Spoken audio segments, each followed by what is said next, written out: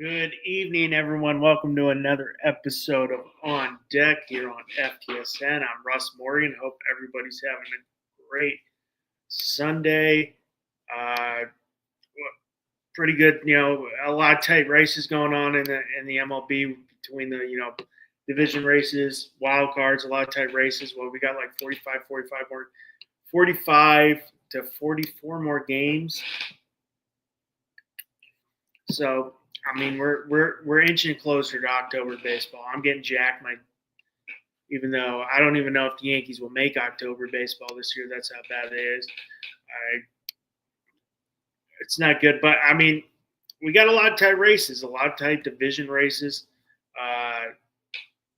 Some teams pulling away. AL West is looking pretty tight with the Mariners right now, only a game back in the loss column. I still think that Cubs Brewers, that's a very good, they're 5 back right now, but I see the Cubs can close out. Just got to get a little better hitting, a little better pitching. Brewers are playing super high right now. And then obviously you got Dodgers Padres, who I predicted. I know I was talking to some people are talking about it. I was like, Dodgers should lock this up. I thought higher of the Padres, and it's going. The Padres only 2 games back. Won today, beat the Red Sox, took that series. What was it? Next week we got Dodgers Padres in LA, so that'll be a great series. That should be Sunday Night Baseball. If they don't have that Sunday Night Baseball, I don't know what the MLB is doing. You got Dodgers Padres Sunday Night Baseball. You're doing the Little League Classics, Mets Marlins, Dodgers Padres. That's like the ratings on that game. That could be to take the AL. That could be for the NL West lead. That's terrible. But we got a lot of tight races. Obviously, right now, Blue Jays definitely in the West, 6-4 in the last 10. Their Blue Jays are 4 games up on the Red Sox, who lost today, 69-50. 4 games up on the Red Sox. It's a good split for looking for the Blue Jays. Good split, home road split. So they're going to want to keep this up and get the division. Their home roads, they play much better at home, obviously, like most teams do. Unless you're the Marlins. 38-19 at home, 6-4 in the last game, 1 game win streak. Tough series. You lose 2 out of 3 to the Dodgers. Too bad. Friday and Saturday, 9-1, 5-1, 9-1. Win today, 5-4, pretty tight game. But they're playing really good baseball right now. Not as hot as they were before the All-Star break, but looking at their upcoming schedule, you got Chicago on 3-game set versus Chicago, and Toronto, 3-game versus Texas, 3-game versus Pittsburgh, 3-game versus Miami, Minnesota. Got a tough one against Milwaukee. But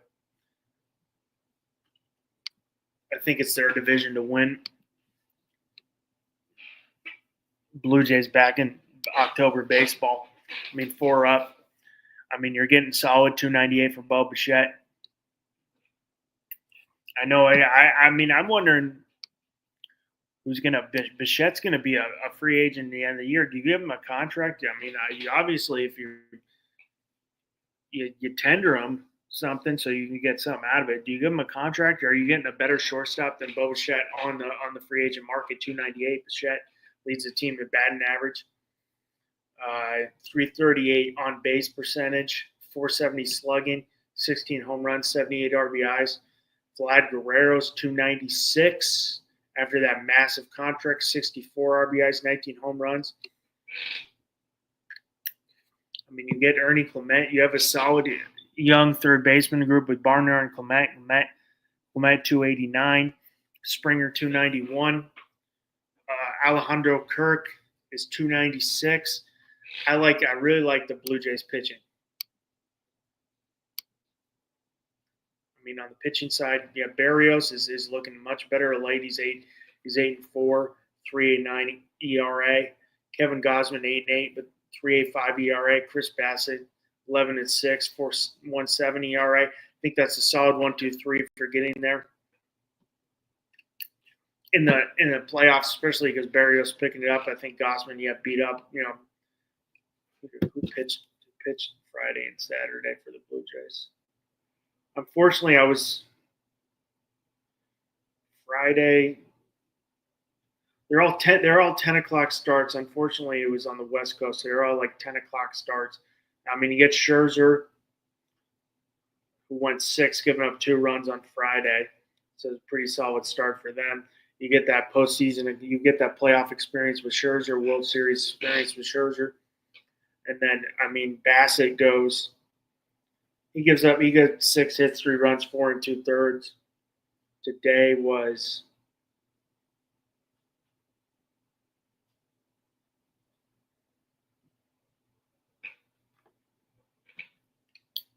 Lauder gave up 3 in 3 innings.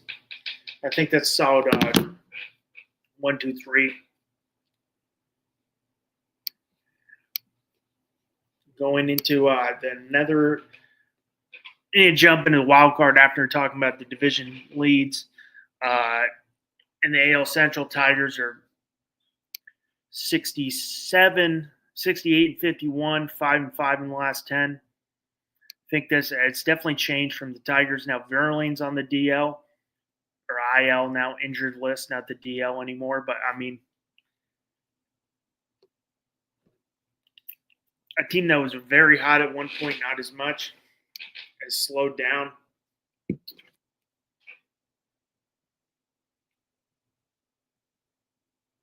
As of late. But I mean, you don't do much at the deadline. You got Gleyber Torres, 271 leading the team. Riley Green, 27 home runs, 87 RBIs. McKinstry, 269. Javi Baez, 265. I mean, I think the strength of this team when they get into October will be that pitching staff, and obviously Tarek Skubal having another AL Cy Young type of year, 11-3, 2.35 ERA. You really could. I mean, Casey Mize 11-4, 3.5 ERA. But my question for the Tigers is who's going to be that number 3 guy when they get to October? Because I mean, 6 games up right now in the AL Central. I think they can lock it up, even though the Guardians are playing really hot baseball right now. But who's going to be that 3rd guy? I mean, you got Jack Flaherty, who's got great postseason experience, did a great job with the Dodgers last year. But I mean, he's 6-11 with a 4.56 ERA. Yeah, I mean, Reese Olson, 4-4. I don't know who's going to be that 3rd guy for the Tigers. Going to the AL West, which is AL West is very interesting. With who could win that division? We got Houston, who's 66 and 52, 5-5 in the last 10. They're a game up in the loss column on the Mariners. Took 2 out of 3 from the Yankees. You obviously get Pena back playing short. You get the big pickup with Carlos Correa coming back now at 3rd. You also get Jesus Sanchez from the Marlins.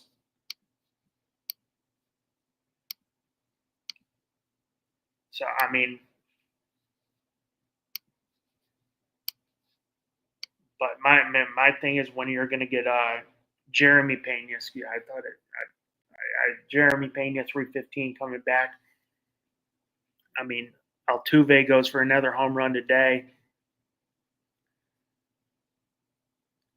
Let's see what Correa is so far with Correa's been 405 so far since coming back.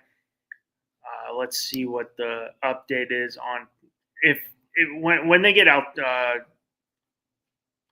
Y'all, Alvarez back. It's going to be nasty 60-day DL. I'm looking when he's started taking batting practice on Tuesday. So, I mean, the timeline's getting a little shorter, but that lineup's going to look nasty once he comes back. But, I mean, it's a tough – the NL West, AL West has got really tough with the Mariners now only a game back. And the wild card's looking very on the AL side. It's looking really good. You had the Red Sox, who did lose 2 out of 3 to the Padres, who are a game back now. Well, Mariners right now got the first wild card, 66 and 53, 9-1 in the last 10. Game up on Boston in the wild card.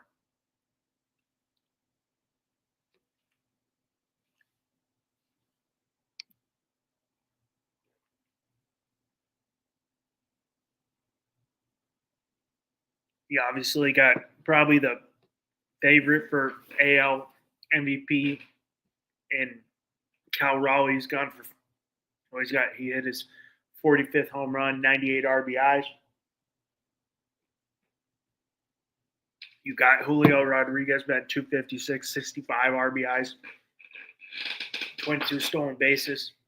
Cal Raleigh's 247, but those power numbers get it done. Yeah, Randy Arozarena 250.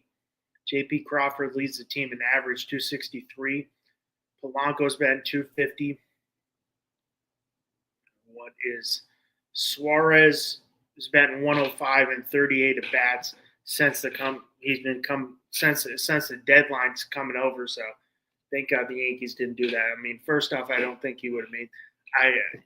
Being a diehard Yankees fan, I really identified defense. His defense wasn't as strong as Ryan McMahon or other players.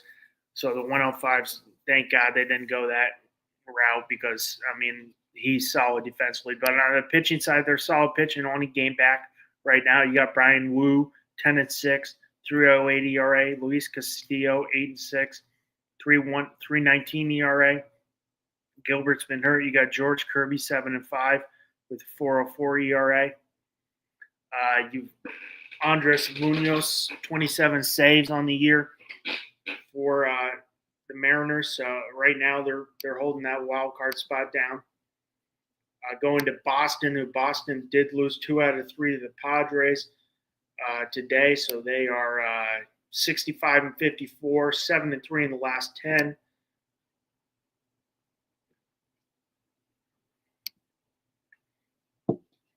Playing very good baseball besides losing 2 out of 3. But coming up for Boston, you got a 3-game set against Houston, 3-game set against Miami, a 2-game set against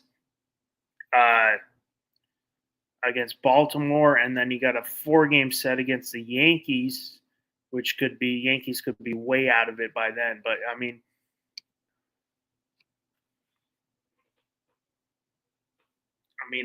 Jared Duran leading the team with 264. Willer Abreu, 21 home runs. Trevor Story, 73 RBIs. Sandan Rafaela, 259. Carlos Narvaez, 248. Alex Bregman, 298. Unbelievable. That was I like the McMahon side, but the one guy I was really disappointed the Yankees didn't sign was Bregman just because of his Gold Glove at third and what he brings to the team with his experience, and that was a great sign. We'll see. I'm sure he'll cash in big time, opt out and cash in again big time in the offseason. I mean, with his opt out, and you obviously have Roman Anthony, who got that a steal of a deal for the Red Sox. Yes, they could go up to 232, but the guy's is 21, 22. He's batting 280, 2 home runs, 20 RBIs. I think the biggest question mark for Boston, in my opinion, is their pitching staff after Garrett Crochet, who's having a hell of a year. Could be an AL Cy Young, should be an AL Cy Young contention. Unfortunately, Tarek Skubal's right there, but he's 13-4, 2.24 ERA, 107 WHIP, 183 strikeouts. But after that, who are they going with? Brian Bellows, 8-6. What did he do today? Padres. What was he was pitching today? What did he end up doing today? 5 2/3 innings, 6 hits, 5 earned runs. So I think it's a question there. Lucas Giolito, 8-2, 3.77 ERA. Walker Buehler, 7-6, 5.4 ERA. But we all know what Buehler does when the clock strikes October. You get the Dustin May comes over from the Dodgers, but he only goes 3 2/3 with his first start. So I think the pitching for them is the biggest question mark after Garrett Crochet. Going to the Yankees, I don't even know what's going on with the Yankees. I think right now ESPN's got them a half game up. That's just because they're up.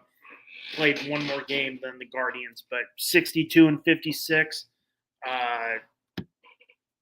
62-56, and they are 3-7 in the last 10. So have been playing like absolute terrible. I don't know what goes on. The bullpen has looked very shaky, and Aaron Boone's decision making has been terrible. He's just too much analytics. You got to play with some feel, and that's his type of manager. I get it. He just plays too much analytics. You can't sometimes play with, this is what I got going. This is my setup from this pitcher. I'm going to go this pitcher. I'm like, you go with the hot pitcher. Sometimes it doesn't work out.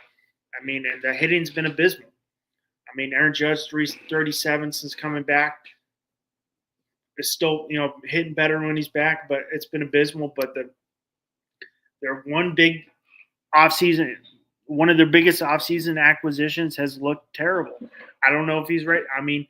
Devin Williams, 5.60 ERA, has been responsible for 8 losses. Doesn't have 8 losses, but responsible for 8 losses. The Yankees 3-5 blew another game the other day. They keep running them out, and I know some people aren't made for the big lights in New York. It's a different animal. We've seen some, like I'm watching today, Sonny Gray, who's been phenomenal with the Cardinals. He struggled mightily with the Yankees. They're just, some people aren't there. The Yankees have a definite question rotation. Max Fried had a shakier start again.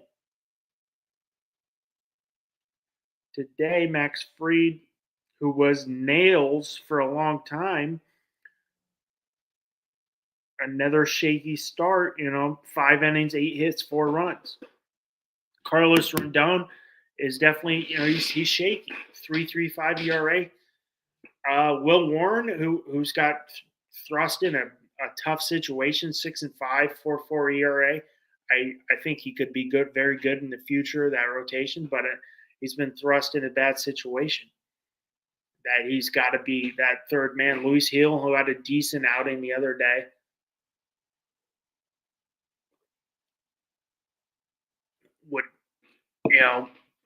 I'm not expecting much. I hope he continues. Cam Schlittler, 3.27 ERA, but 4.38, excuse me.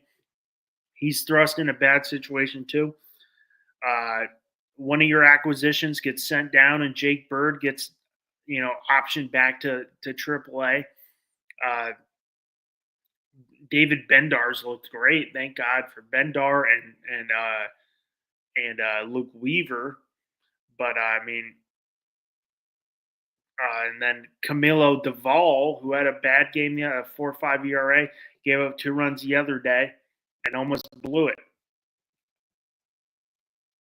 And then in the wild card, the Guardians right now are just steaming hot. 6 games back of the Tigers. Game tied with the Yankees right now, 8-2 in the last 10. This is a scary team. They just no superstars on this team, minus Jose Ramirez, who's who's a big name for baseball people, but not for just, average fans. 289, 23 home runs, 61 RBIs, 365 on base percentage, 125 hits. Stephen Kwan, 278. Angel Martinez, 236. Manzardo, 244. Bo Naylor, 178. Brian Rocchio, 229. As the team just keeps a way to find winning. And their pitching staff, Tanner Bybee, who's probably their dude, 8.9, 4.6 ERA. Gavin Williams, who had an unbelievable start the other day, 3.17 ERA, 7.4. This team just finds a way to win. And there's no dominant pitcher on that team moving the NL. NL West right now, Phillies who are pulling away big. Phillies up 5 games on the Mets, who are just tanking. What's going on in New York right now is both are tanking big time right now.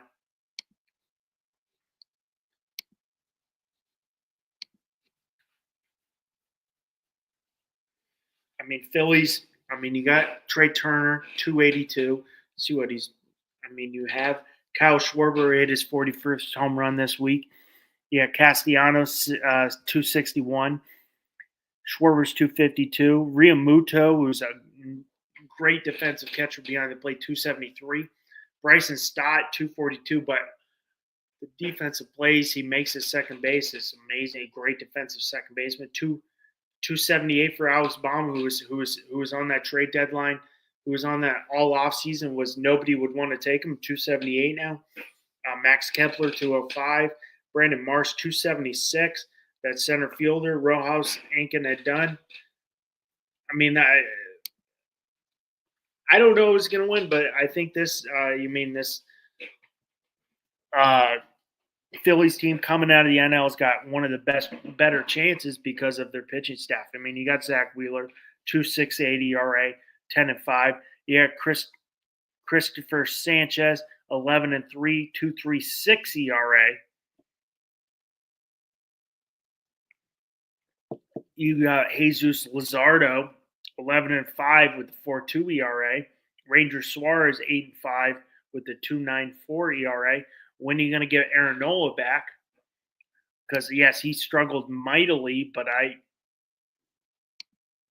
when you get Nola back, I think that's going to be – Nola will make a rehab start in AAA Lehigh Valley on Tuesday and could return to the rotation afterwards, according to Paul Casilla of MLB.com. So, I think that's a big get for them. I know the Phillies bring up former top overall guy who's coming off Tommy John is back, Andrew Painter. That'd be another guy to watch for the Phillies.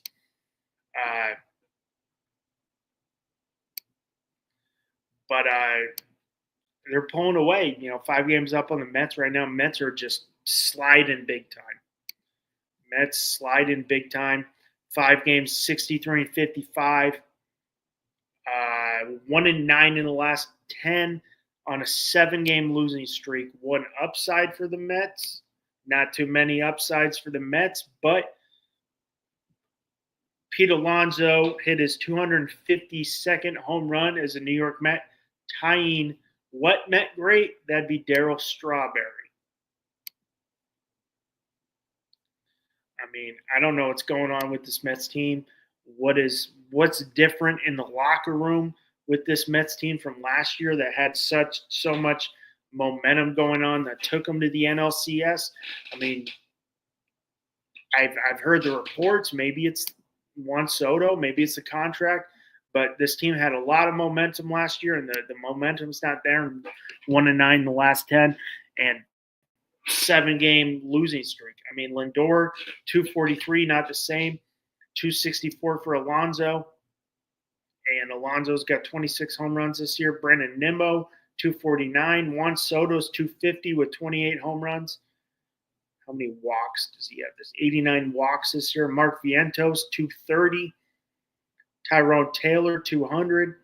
Brett Beatty, 228. Jeff McNeil, 254, but only 260 at bats.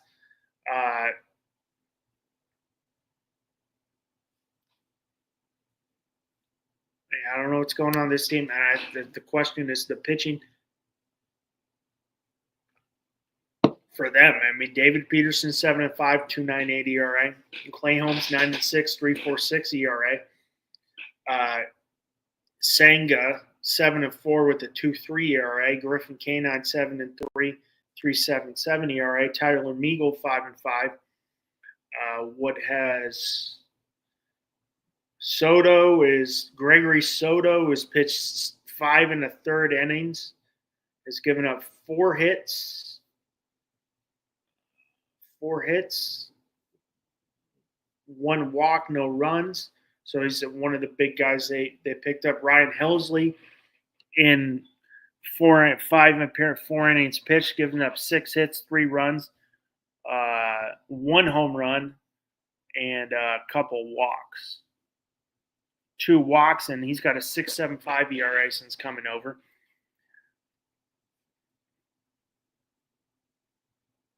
So, I mean, this team is sliding quick. And let's see where the Mets are in the wild card race right now. Mets are in the third wild card spot, 2 games up on the Reds. Going to the NL Central. We got right now Brewers are 72 and 44. 73 and 44, 9-1 in the last 10. Those splits and away are really good. 39 and 20 at home, 34 and 24 on the road. I mean, I think we've seen this one before. The Brewers' best record in baseball, but are they going to be able to hold it on? Very young team. Not a lot. I mean, you got Christian Yelich, who's a big name, but I mean, Sal Friedrich leads the team, 291. Jackson Torino, 276. Bryce Terang, 278. Interesting side note, this year on MLB draft. In the MLB draft, we had 3 first-round picks from Corona High School. Bryce Terang's from Corona Santiago High School. Corona, those schools in Corona, those high schools put out some pretty darn good ball players who end up doing something with Bryce Terang from the other high school in Corona. I mean, 257 for Yelich. William Contreras, 255. Joey Ortiz, 223. Caleb Durbin, 257. Guy that, thank God, the Yankees traded Caleb Durbin for Devin Williams, who's now, I get it. Devin Williams was great with Milwaukee, but I mean, to give up Durbin, but I mean, their pitching staff is what their strength is. I mean, Freddie Peralta, 13 and 5, 3.03 ERA. I mean, Tyler Meagle, 3 and 2, 2.2 ERA. Brandon Woodruff, 4 and 0 since coming back, and he's got 2.29 ERA. Jacob Mizorowski, 4 and 1 with a 2.7 ERA. I think that's what they I mean, their strength. And then got the Cubs right now playing. Cubs, who are 67 and 49, have been 5 and 5 in the last 10. Matt Shaw's coming on since the All-Star break, batting 333. Pete Crow Armstrong is the first 30-30 season since 1993 and 95 when Sammy Sosa did it. But fortunately for the Cubs, Brewers are playing really good great baseball right now. But that's Cubs still a team. I think the one downfall for the Cubs, in my opinion, is that pitching staff. I think they're solid offensively with Horner, with Armstrong, with Kyle Tucker. But I mean, you've got a solid 1-2 with Imanaga, who's coming back as 8-4. He's got a 3.12 ERA. Matthew Boyd, All-Star, 11-5, 2.45 ERA, but I think they got some question marks after that. With Colin Ray, I don't know, 4.09 ERA. With Jamison Tyone, 7-6, 4.44 ERA. Cade Orton's looked great, 6-3, 3.18 ERA. He's had 5 great quality starts. Cade Horton actually has pitched 15 games. He's got 14 quality starts. So, I mean, in 79 innings. So I think that's a positive sign for them. But after the 1-2 with Boyd, who had a great year with Cleveland last year, and in Managa, I think they got some question marks on that side. And then we do have the Reds right now are 2 games back in the loss column of the Mets. But one thing I really like about the Reds is not just their youth, and I think it's going to be tough for the Reds because of who's above them. Because I don't see the Mets playing this poor. It's they've got the right guy driving the car right now, and that's Terry Francona, who's got great playoff experience, World Series winner with the Red Sox. Obviously took the Indians, now the Guardians, to the World Series. They ended up losing in 7 games. I mean, you picked up Ke'Bryan Hayes, who's nails defensively. He's only been 196, but I mean, you got Ellie De La Cruz 277, TJ Friedel 273, Matt McClain 226, 241 for Spencer Steer, Gavin Lux 274.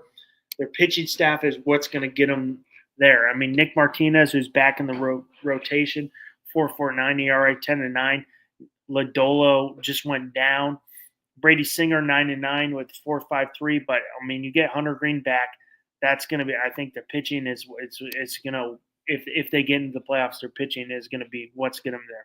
Hunter Green will work out in Cincinnati on Sunday and is expected to return on the 15-day injured list to start Wednesday's game against the Phillies.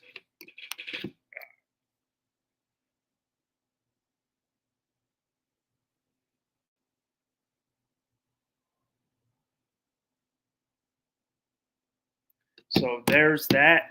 Nick Lodolo, Reds manager Terry Francona, said after Monday's 3-2 win over the Cubs that Lodolo's finger is likely to pace on the 15-day DL. But, I mean, sounds like Green's coming back here. That's going to be a big win. I think they win with that pitching staff and that youth. But they do have the right guy running the helm. Going into the NL West, Dodgers 2 games up. Who ended up, taking 2 out of 3 from the Blue Jays. Has ended up losing today. They're 68-50, 5-5 in the last 10. Went to the wrong one.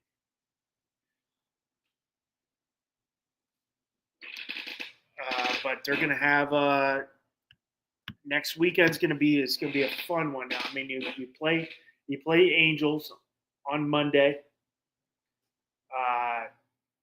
It's going to be probably, at least it should be a sweep in Anaheim. And then you got a 3-game set against the Padres, which will be fun. But, I mean, going on Dodgers, the question mark for the Dodgers is that pitching staff with all the injuries they got pitching-wise, but they're bound to get some of these guys back soon. I mean, Yamamoto, 10-7, 2.51 ERA. Clayton Kershaw has looked great since. He's been back 3.14 ERA, 6-2. I mean, you just got Blake Snell back. We all know it. Shohei Ohtani's starting to extend. Got 4 innings the other day. Michael could. Roki Sasaki, will begin his rehab assignments with AAA Oklahoma. So that's a good sign for that pitching staff.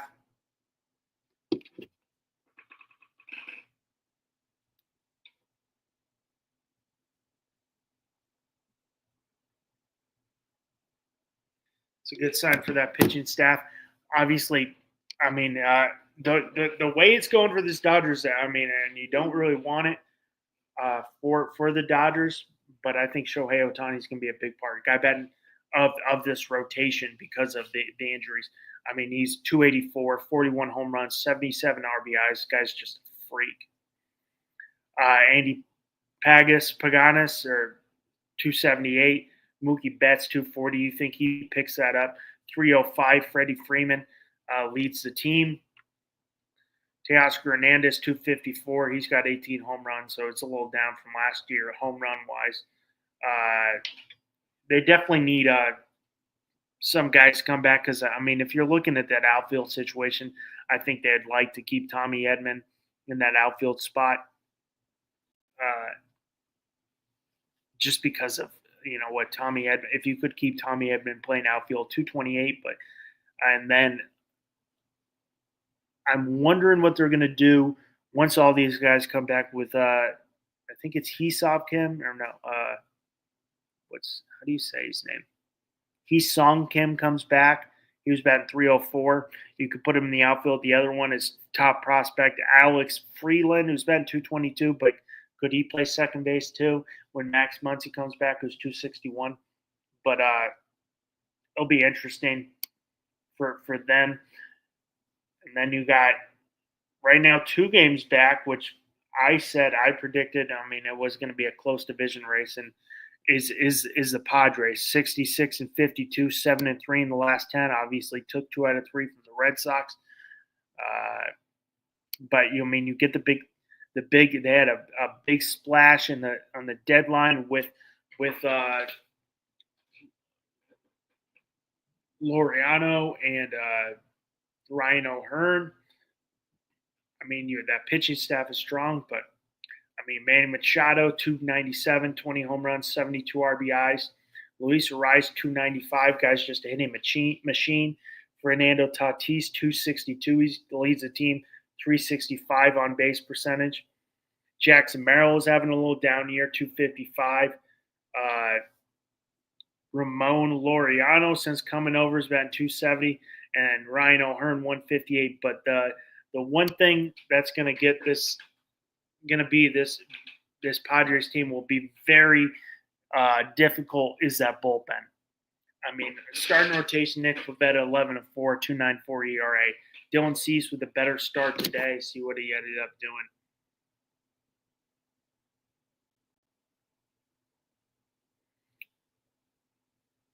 What was his line today? Padres. So, I mean, 6-2. So he probably had a pretty good line. Ended up with the win. 6 innings, 4 hits, 2 runs, 7 Ks. So it's a pretty good line with them. You're getting Michael King will be back soon, but it's going to be this bullpen. I mean, the bullpen, it starts off with Robert Suarez in that bullpen. I mean, 32 saves, 3.28 ERA, and then you add on Mason Miller. Where is Mason Miller?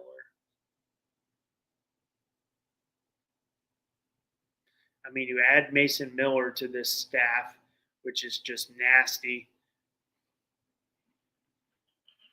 Why is he not there?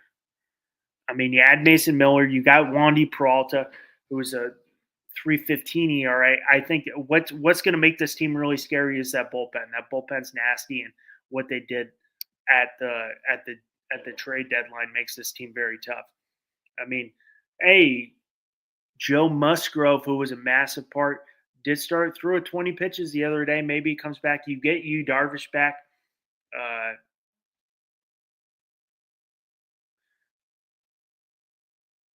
And we'll say the one splash move I really like from what the Padres did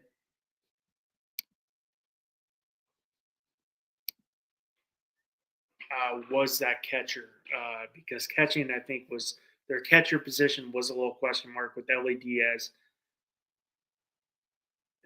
Diaz, excuse me, was the Freddie Furman, who's batted 391, 23 at bat so far. I think that was the biggest, like, under the radar move. That was the biggest, not the splash move, but the biggest thing they needed, and they addressed it with the guy who wasn't the biggest splash, but that was the biggest area they needed. and got it done. So I mean, I'm looking this weekend. I mean, I know it's gonna be tough for me, but I'm gonna be up late on Friday. Dodgers is gonna be a 10-10 start time. Michael King Kershaw on Friday. 9:10 start time on Saturday. Dylan Cease, Blake Snell. And then Sunday's going to be a 4:10 start time. That's going to be Yu Darvish, Tyler Glass now. So that's going to be lock in for that one. That's going to be a great series. And I mean, we're getting a lot of coming down to the wire. Almost October baseball, getting really close. A lot of division races are getting there. The wild card's looking tough. AL West is looking great. Phillies are pulling away. NL West, which is not a runaway Dodgers, is looking really great. You know, with Padres Dodgers, and watch that Padres Dodgers series this week. It's gonna be great. I'm gonna be locked in and pretty tired, so I'm gonna be watching all those games because two on them all on TV. So I mean, locking for that one. Want to thank everybody who tuned in tonight for another episode of On Deck. I'm Russ Morgan on FTSN. I hope everybody has a great night.